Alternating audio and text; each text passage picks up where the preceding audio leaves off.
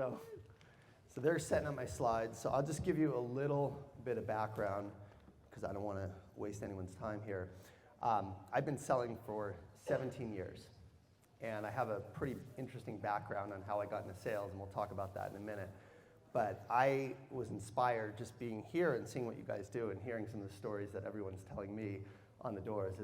I thought I had it tough selling copiers door to door in Koreatown, but when I heard some of those stories yesterday and watched the movie, I was like, holy shit, this is the real deal. So I'm here to tell you, I don't work in D2D. I work in technology sales. I work for a company called Salesforce. They're a Fortune 500 company, the largest tech company in the world for CRM, over 40,000 employees, and I finished #1 in the whole entire world a few years ago, and have continued, thank you, and have continued to perform at this level. And I think Tim Grover talked about it yesterday, and he said, really, do you need help with that? Or you got it? You got it? Okay. Doesn't matter, I don't need it right now. So from the reason I wanted to put this together, I know Sam Taggart really well, and Sam and I were in a mastermind program together, and it's got a variety of people from a variety of industries.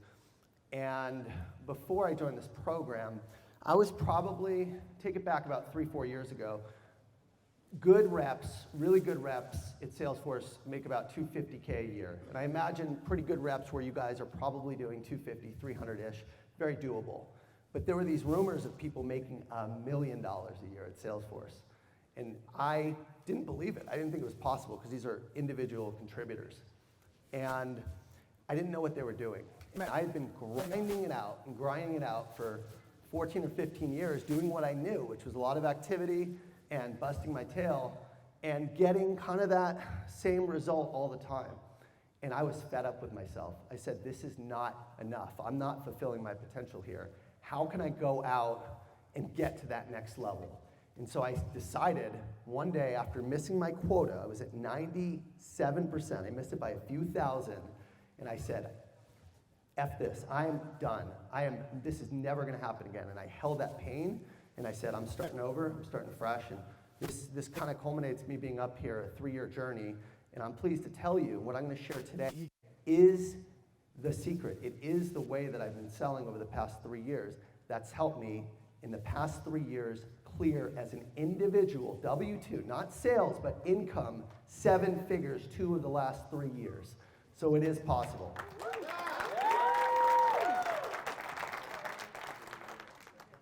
You'll get there. All right, so it's fine. This is why I rehearsed it like 10 times last night. So slides are just back up. So I want you guys to start with an exercise. And the exercise is this.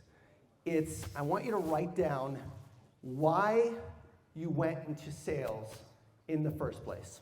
Why did you start selling and why did you go into sales? I'm going to just take a minute. Don't just say to make money, because that's everyone's answer. We all know salespeople are money motivated. I want the real answer. Why did you need to make money? Why did you need to be successful? That is the start of our exercise. And then I'm going to let me know when you're done. Has everyone got their answer? Just think about it. Go back to the day you started. I'm 40 years old, so I've been doing this for a while, just turned 40 this year. And I'll give you a little bit of background, okay? The person you see here today, in terms of who I am and what I represent, is very different than the person I was when I got into sales. Completely different person. And specifically today, I'm performing at this high level. I have an amazing wife, which you would see, an amazing family if we had slides working, but they're not ready. And, you got it? Okay. So, but that's not, Tim Grover, did everyone go to Tim Grover's session yesterday? So he talked about this. He said people stand up, but they don't see what happens prior to that success. So I'm standing here saying, yeah, you can make 7 figures, you can have everything you want. This is, thank you, sir. There we go. So perfect timing. So this is my family and who I am today. I have multiple real estate investments. I have an amazing job, work in an amazing company, have everything that I could ask for in the world. But that is not how I started. That's not the true story of how I got to the point. So for our exercise, we're going to talk about the real story of how I got into sales and what I did to get to this point. And in that story, we've got to go back. Since this is a session on how to tell stories, it would make sense that I would have to tell you my story, right? So to begin, imagine back, this goes back to the year 2001. So I went to school at Berkeley. I just graduated from college, and I had absolutely no idea what I was going to do. I knew I had very little money. I'd worked, I'd saved a little bit of money, and I knew that I loved to travel. That's about all I knew. I didn't take college very seriously. I wanted to party and have fun, and I knew I didn't want to go into the real world. I certainly didn't want to go into sales, that's for sure. I just wanted to travel. So I backpacked in Europe after college for the summer and got a Eurail pass, was loving it, and decided this is what I was going to keep doing. So I applied for a program from Berkeley that would let me study abroad or work abroad. It was an externship program. And the only thing you can do working abroad is teach, right? I didn't have the experience, so I decided to be an English teacher. And I applied. They tell you like what region you want to go to. So I said, well, maybe I'll go to South America. That sounds fun. And so I applied to go to South America, and I got 2 options back. One was Venezuela, and one was Brazil. And all I knew about those countries was that they spoke Portuguese in Brazil, and Venezuela, they spoke Spanish. And so I thought, well, Spanish is probably more useful. I live in Los Angeles. That'd be a good skill to have. So I started looking into Venezuela. And what I learned is that, number 1, their biggest export is oil. And number 2, their second biggest export is Miss Universe pageant winners. And so that was it. I was sold. I said, I'm going to Venezuela. And I bought my ticket September 17th, 2001. I'm going to fly out, move back with my parents for a couple weeks, pack, get ready after Europe. And then the morning of September 11th, everything changed. I remember it was about 6:30. My mom came into the room, frantic, crying, and said, Ian, turn on the TV. And I turned on the TV, and there was flames in one building, and a few minutes later, we saw the second airplane crashing into the Twin Towers, the second tower, and a few minutes after that, I don't know if anyone watched it at that time, but I remember like it was yesterday, saw the towers crashing down, and at that moment, everything changed, and nobody knew what was going to happen. The airport shut down, people were stranded, and we thought we were going to war, but we didn't know with who, where, and I'm about to go leave for Venezuela. And a couple days later, my mom sits me down, and she says, Ian, you can't go to Venezuela. We're going to go to war. I might not see you again. I don't know what's going to happen. Please don't go to Venezuela. And I said, Mom, I got to go. This is my dream. I want to travel. I want to teach. I put myself in this situation. My mom's a Jewish mother, and I don't know if anyone knows what Jewish mothers are like, but there's some guilt trip there. Italian, Jews, Latinos, it's all the same. And so she sits down and she starts crying hysterically, and she says, you can't go. I don't think I'll ever see you again, Ian. Just please do it for me. And my stepdad's looking at me. He's like, do it for your mom, Ian. You have to do this. Because he knows he'll be stuck with her for a year if I go. And I looked at her in that moment. I said, I can't go. I said, I'm sorry. I said, I have to go. I'm sorry, but this is my calling. And went to the airport a few days later, and she was crying, and I swear she thought she would never see me again. And the moral of that mini story, because that's not the big story of sales, but the moral is sometimes you're all alone. I didn't speak the language. I didn't know a soul, but I had a calling, and I followed that calling, even at 22 years old. And in sales, and especially what you're doing, right, sometimes no one is going to support you, and you still have to do it. Because if I didn't take that trip, I would not be standing here today. That set the stage for everything else. So I get to Venezuela, and it's everything I dreamed of and more. I get there, and the beaches are the most beautiful beaches I've ever seen. The people are vibrant with energy. They are dancing, they're loving, they're happy. It's like I seriously stepped into another planet, very different than the US. And the food was amazing. I literally got to climb some of the most amazing mountains and the highest waterfalls and some of the craziest dense jungles and adventures that I could save for another time. But the key in that was that it was everything I dreamed of and more. And if I leave you with one thing, I will leave you with this. I think all of us, what do we want most in life? What do you guys want most in life? If you can name a few things, just yell it out. Freedom? What else? Impact? Good. What else? Legacy. I love it. Anyone else? Love. Happiness. There you go. Happiness. That was what I was looking for. We all want to be happy. We all want to be fulfilled. And if you want to be happy, there's 3 keys to happiness. Number 1, and this is, if you watch a Netflix documentary, Happiness, it's well documented. They go all around the world. They see who are the happiest people. Number 1 is contribution, impact. You need to feel like you're making a difference. You need to feel like your life has purpose. Number 2 is growth. You got to feel like you're getting better. If you feel like you're stale and stagnant, good luck. You're going to get pissed. We're either growing or we're dying. We're getting better or worse. And the third thing is connection. You have to have meaningful connection. So when I was in Venezuela, I had all 3 in spades. I was teaching, I was traveling, I was growing, I was healthy. And the first week I was there, let me tell you, those women did not disappoint. Within a week, I met, at the time, the love of my life and fell in love head over heels. So I'm on cloud 9. In the middle of that trip, I get invited to climb a mountain, the highest peak in Venezuela. It's called Pico Bolivar. And that's a 16,500-foot mountain, higher than any point in the continental U.S., except Mount McKinley in Alaska. And I have no mountain climbing experience. I don't know what I'm doing, right? And I got invited, and I'm like, sure. What did I have? I had belief that I could do it. I didn't have the training. So I get up to the mountain, and everyone there is like full-on mountaineer, full hiking boots.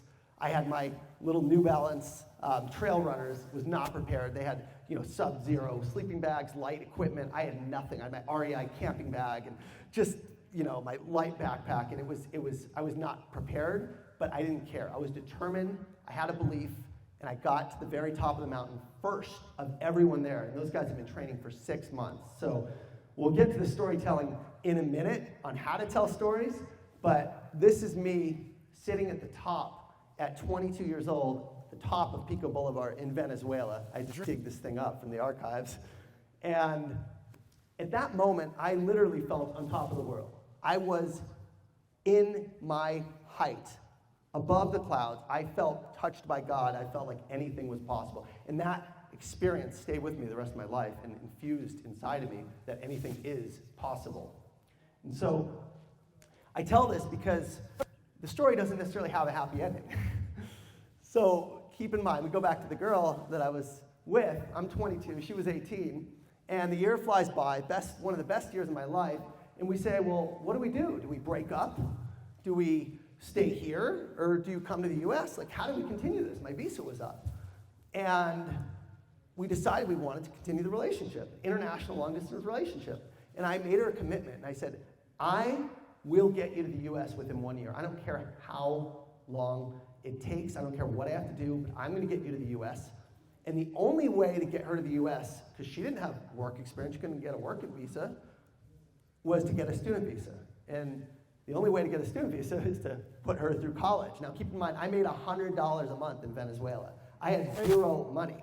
So I didn't have a plan.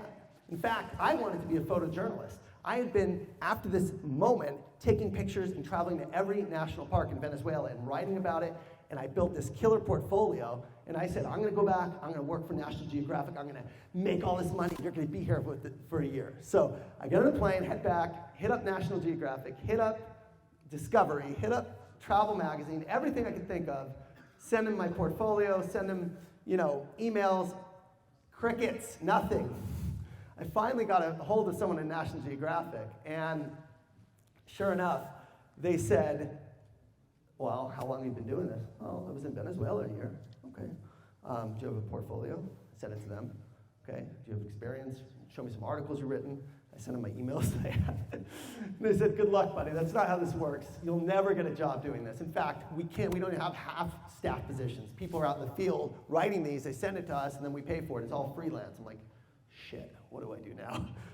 I have this woman I'm madly in love with I'm never going to see again. And I did not know what to do. And so, hence to my story of how we got into sales, I said, well, what can I do? Well, maybe I can sell.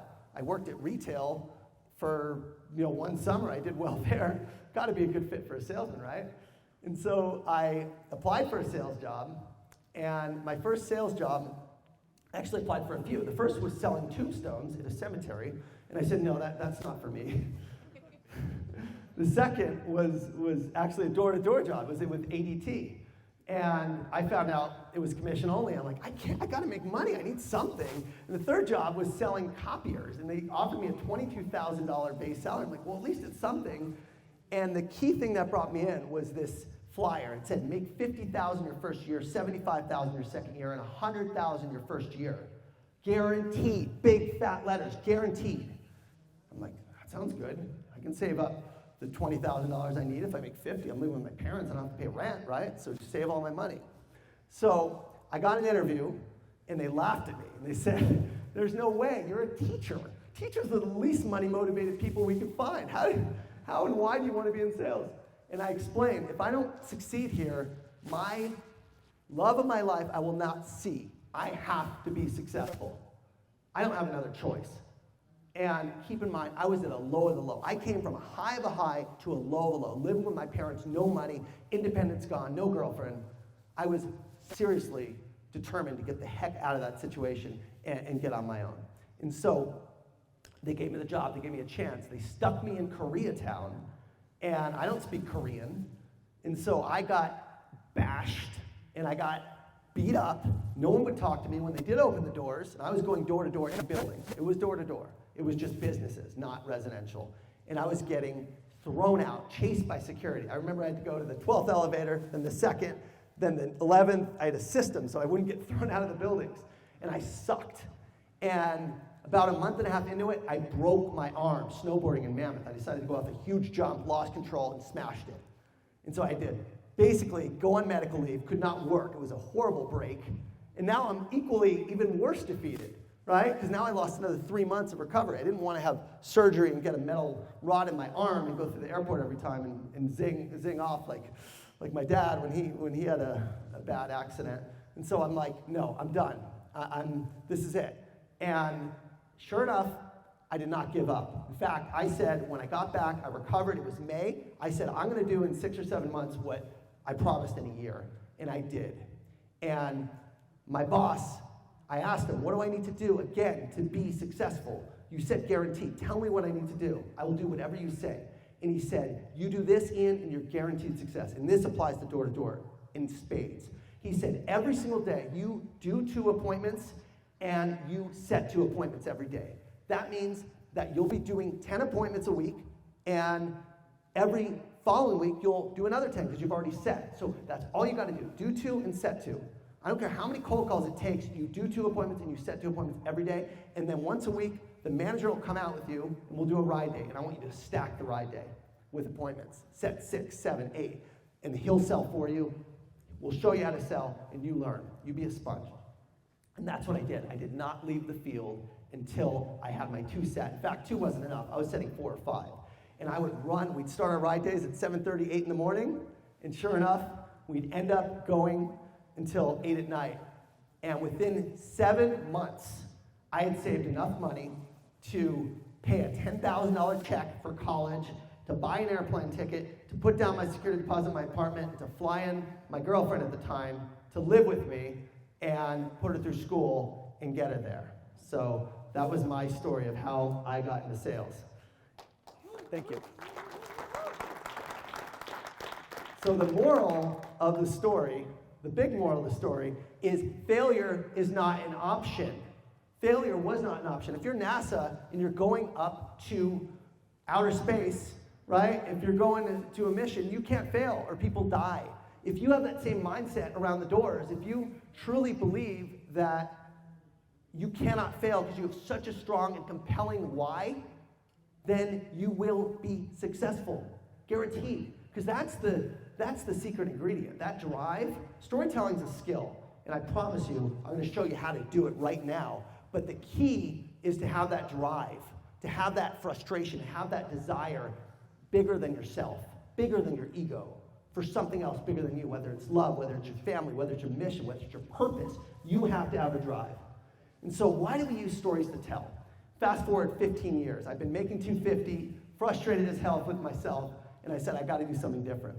And so I started to tell stories in my sales presentations. And I started, instead of pitching, I started using stories. And the reason why, I'm going to ask you a question. How do you guys feel right now after hearing my story? Do you feel connected to me? Do you feel like you know me better? Do you feel like you can relate to anything in my story that I just shared? Any part of it? Great. Okay? That's why we tell stories, because people don't remember what you tell them. They remember how they feel when they're with you. And that is why we tell stories. Facts tell, stories sell. Stories build connections. They provide a framework, a very powerful framework, which I'm going to show you and walk you through. They're customer-centric. I just told a story about myself, but the stories we're going to tell today and we're going to learn are about our customers, because that's the real stories that matter. And finally, we aren't robots. If we're doing the same pitch and selling things the same way, it gets old, it gets boring. It's fun and it's challenging to tell stories because everybody has a different story. You just got to take the time to learn and understand what it is that they want. And then you can make a story just for them. And that's the beauty of storytelling. So let's get into it. There's 3 types of stories. Number 1 is your story. That's about you. That's why you're doing what you do. Sometimes customers want to hear it, but I wouldn't spend too much time on it, right?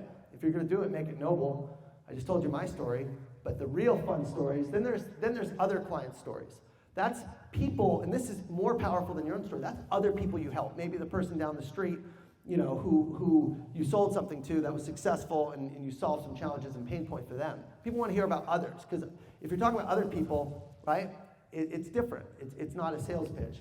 And the best story is the customer story, the untold story of what they want that they don't even know they want it yet. So I'm going to give you some skills on how to understand that and tell that particular story. The key to storytelling is that you've got to care. You have to care about people. You have to care about their success, right? If you're just using storytelling to create a creative pitch, you're missing the point. The point of storytelling is to actually take someone from a place of darkness to a place of light.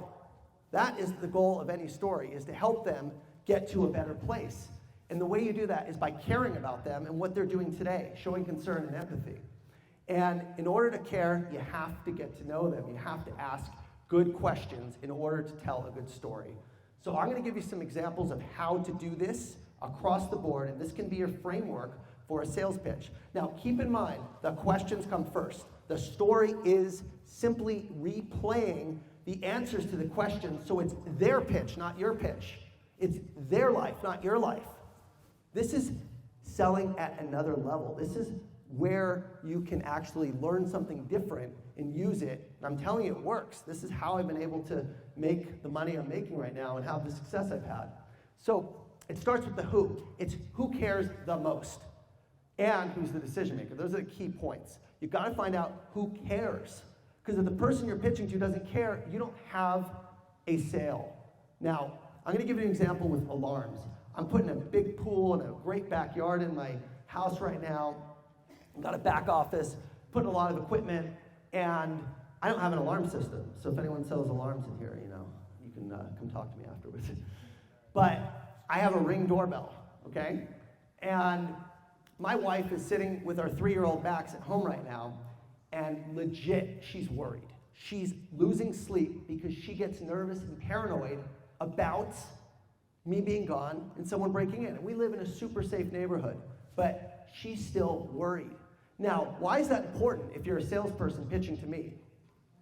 Why? Because I don't care. I'm like an optimist. I think everything's fine. No one's going to break in. We're in a safe neighborhood. She is literally losing sleep and worrying. And I asked her this before I did this presentation.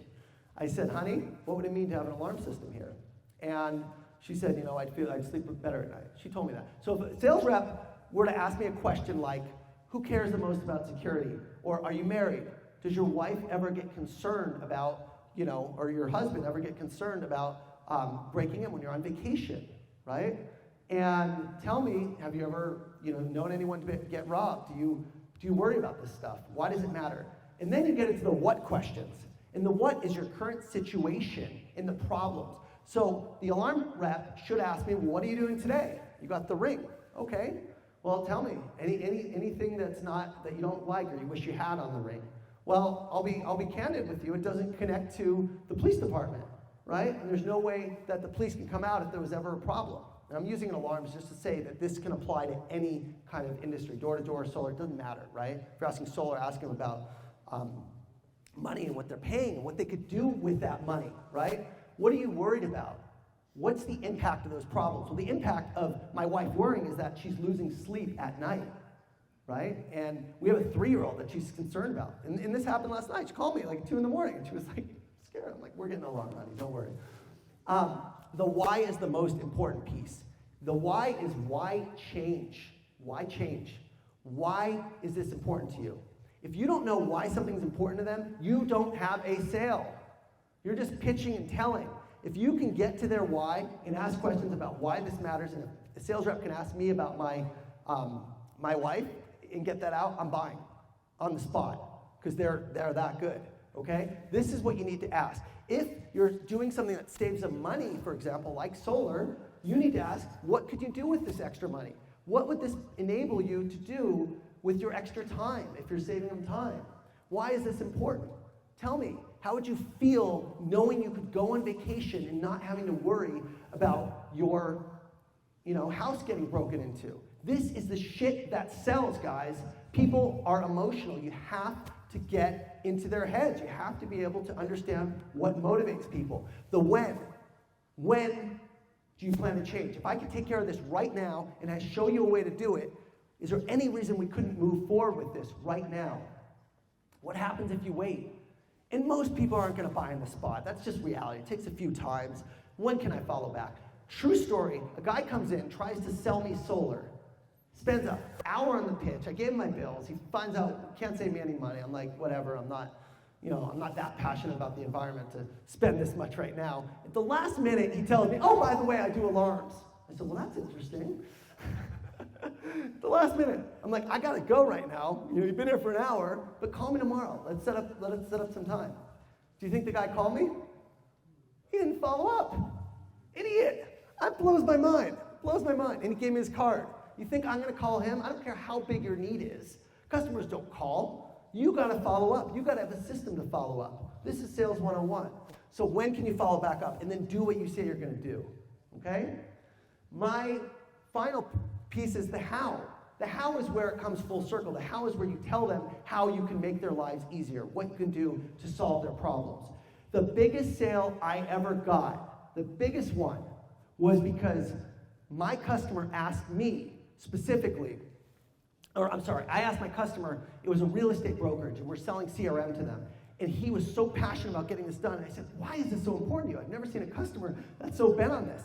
And he said, because real estate failed me. No one's taught me or given me tools. We throw them to the fishes, they get their license, and you basically have to swim with the sharks, and the agencies do nothing for these people. And there are so many single moms that don't have another choice. They want to be moms, but they also want to be able to make money. And real estate gives them that opportunity, and I don't want to fail that single mom. And every single meeting or presentation after that has always been about helping this customer support and enable his people to be successful. That's been my compass for this client. And this client's done over $10 million with me personally and been a big part of how I've been able to do what I've done. And so that is the key, right? Stories evoke emotions. Buying decisions are 20% logical, 80% emotional. So you're selling the grass. You are not selling the seeds. It's all about selling the outcomes.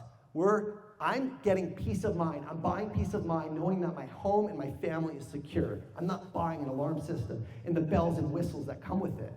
I'm not buying solar. I'm buying making an impact on the environment and freeing up some money to spend more time with my family or take a vacation, whatever the heck you're doing. This is why people buy, and this is why people care. And always remember, the customer is the hero. You're not the hero who's going to save the day. They're saving the day. You're enabling them saving the day by showing them a way, but they're making the decision. It's not you, it's them. My customer, the CEO of this real estate company, is the hero to his people. I'm merely guiding him to get there and helping. That's what you do with stories.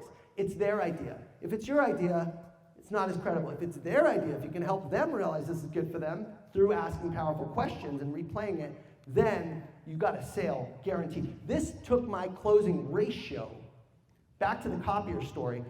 If you do two appointments every day and you have 10 a week, you could suck and still sell. Because out of those 10 people, you're going to get 4 opportunities, 4 pitches. And even if you're terrible at closing, you'll still close 1 deal, okay? And the average copier sale price is about $8,000, and you get about 10% commission, so that means you're making about $3,000 a month, plus your, that's $36 a year plus the base. That's where we got over 50. So I did that. That's how I made the money. But once I got to Salesforce and tried to do it with activity, you reach a plateau. You can't keep going beyond that 253. There is no way. You only have so much time in the day. So the key is to close a higher ratio of people, and you do that through storytelling. So if you can take your ratio from 25 or 30 to 80 or 90, you're doing the same amount of work and doubling or tripling your income. And that's what I've been doing. And so when you think about how to tell the story itself, you got to put it in the framework of the story mountain. So I told a long story about how I got into sales. I introduced myself, the rising actions, right? The failing at National Geographic, the breaking my arm, the climax, being able to get my girlfriend in Venezuela. There was a lot of little stories within that. The same thing with 9/11 and not being able to go, or climbing the mountain. I told about 4 or 5 stories within that big story of how I got into sales, just as an example. But this is kind of the framework, okay? It's exposition, you introduce the character, you build up the pain and the problems. The climax is when you come in and save the day. You show them a better way. You show them how they can get out of this pain that they're in. Following action is the plan. Here's how we go and execute. And resolution is you sign the deal. You sign the iPad or however you get them to move forward. That's when it's closed. All of the story chapters are simply playing back what you heard in the discovery. So introduce them. Mr. Koniak, thanks for coming out. You told me your goal was to provide security for your family, to connect your system to your police department, to be able to not have to worry about, batteries breaking. Take the pain points and show them you can't do any of this stuff today. It's not connected. It's a manual system. There's no cameras in the backyard. Okay, I'm getting a warning here.